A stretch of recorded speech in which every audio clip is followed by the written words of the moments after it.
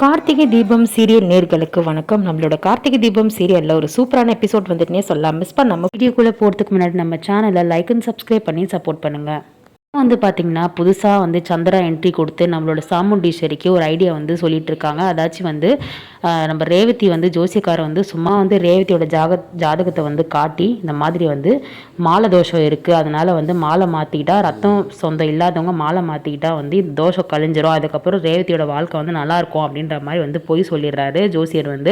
அதுக்கேற்ற பணத்தை நம்மளோட சாமுண்டீஸ்வரி கொடுத்துட்றாங்க. இந்த ஐடியா சந்திரகலா சொல்லுவாங்க. இந்த மாதிரி பண்ணால் ரேவதியோட வாழ்க்கை நல்லா இருக்கும்னு ஏமாற்றி எப்படியாச்சும் மருது கல்யாணம் பண்ணி வச்சிடலாம் அப்படின்னு சொல்கிறாங்க. சாமுண்டீஸ்வரி சந்திரகலா சந்திரா நீ இல்லாத போது நான் ரொம்பவே கஷ்டப்பட்டேன், அதுக்கு தான் நீ வேணும்னு சொல்கிறது அப்படின்ற மாதிரி சொல்லி என்ன பண்ணுறாங்க. இப்போ இது நம்ம ரேவதியை கல்யாணம் பண்ணுறதுக்கு பார்க்குறாங்க. ரேவதி என்ன பண்ணுறாங்க, நான் ஆஃபீஸ் போனோம்மா லீவ்லாம் போட முடியாது அப்படின்னு சொல்கிறாங்க. அப்போ பார்த்திங்கன்னா நீ லீவ்லாம் போட வேண்டாம், ஈவினிங் சீக்கிரமாக பர்மிஷன் கேட்டுட்டு வந்துரு, நாங்கள் கோயிலுக்கு போனோம் ஒரு விஷயமா அப்படின்னு சொல்லிட்டு கேட்டுட்டு வந்துடு, அது போதும் உங்கள் எம்டி சார்கிட்ட சொல்லிட்டு வந்துட்டு சொல்கிறாங்க. சரி ஓகேம்மா அப்படின்ற மாதிரி ரேவதி என்ன பண்ணுறாங்க, கார்த்தியோட காரில் போயிட்டுருக்காங்க. அதுக்குள்ளே பார்த்திங்கன்னா நம்மளோட சாமுண்டீஸ்வரி என்ன பண்ணுறாங்க, இப்போயோ அவன் எதனா தடுத்தா என்ன பண்ணுறது அப்படின்ற மாதிரி கேட்குறாங்க. அதெல்லாம் ஒன்றே தடுக்க மாட்டான், அவனை நான் பார்த்துக்கிறேன்னு சொல்லிட்டு இன்னொரு பிளான் பண்ணுறாங்க. அதாச்சும் நம்ம ஆஃபீஸில் இருக்க பிரியாவை வச்சு என்ன பண்ணுறாங்க, ஒரு கள்ள நோட்டை குடிச்சு அதை லஞ்சம் பணம் இதை எப்படியாவது கார்த்தியோட ஆஃபீஸில் வச்சிருங்க அப்படின்ற மாதிரி சூரியகலா நம்மளோட பிரியா மீட் பண்ணுறாங்க. மீட் பண்ணி சொல்கிறாங்க, இந்த மாதிரி நீங்கள் காசை வச்சிருங்க அப்படின்ற மாதிரி சொல்கிறாங்க. மேடம் வரலையா அப்படின்ற மாதிரி சாமுண்டீஸ்வரி பிரியா கேட்குறாங்க. மேடம் வரல, அதுக்கு பதிலாக தான் நான் வந்திருக்கேன், இன்றைக்கி எப்படியாச்சும் இந்த காரியத்தை பண்ணி முடிச்சிருங்க அப்படின்ற மாதிரி சொல்கிறாங்க. உங்களுக்கு இதுக்கேற்ற எவ்வளோ பணம் வேணால் கொடுக்குறேன் அப்படின்ற மாதிரி சொல்கிறாங்க. எனக்கு பணம்லாம் தேவையில்லை, எம்டி சாருக்கு கிடைப்பார்ல அதுவே எனக்கு போதும் அப்படின்ற மாதிரி பிரியா சொல்கிறாங்க.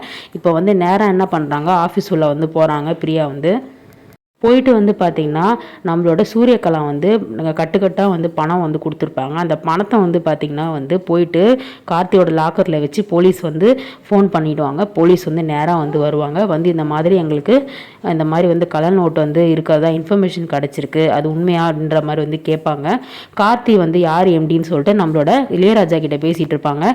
சார் அப்படிலாம் எதுவும் கிடையாது, எங்கள் ஆஃபீஸ் டீசெண்டாக தான் போயிட்டுருக்கு, அந்த மாதிரிலாம் நீங்கள் தப்பாக எதுவும் கேள்விப்பட்டு வந்திருக்கீங்க, அதனால் தயவுசெய்து நீங்கள் அதெல்லாம் தப்பாக நினச்சிக்காத போயிடுங்க சார், தப்பாக சரியான்றதை நாங்கள் பார்த்துக்குறோம், நாங்கள் இந்த ஆஃபீஸை செக் பண்ணணும், ஃபஸ்ட்டு உங்கள் எம்டியை கூப்பிடுங்க யாருன்னு சொல்லிட்டு கேட்கும்போது ரேவதி பார்த்துட்ருக்காங்க. என்ன இப்படிலாம் நடக்குது அப்படின்னு சொல்லிட்டு, மேடம் நாங்கள் பார்த்துக்குறோம், தயவுசெய்து நான் இந்த ஆஃபீஸ் செக் பண்ணணும், எம்டியை கூப்பிடுன்னு சொல்லிகிட்டே இருக்காங்க. நம்ம இளையராஜா என்ன பண்ணுறாங்க, கார்த்தி போலீஸ் வந்திருக்காங்கப்பா அப்படின்னு சொல்லும்போது, போலீஸா எதுக்கு வந்திருக்காங்க, இல்லைப்பா ஏதோ லஞ்ச பணம் இருக்குது அப்படின்னு சொல்கிறாங்க, அதெல்லாம் இல்லைன்னு சொல்ல வேண்டியதானே, இல்லைப்பா நான் சொன்னால் கேட்க மாட்டேங்கிறாங்க, ஆஃபீஸை சோதனை பண்ணுறோன்னு சொல்லிட்டு எல்லா இடத்துலையும் பார்த்திங்கன்னா தேடுறாங்க.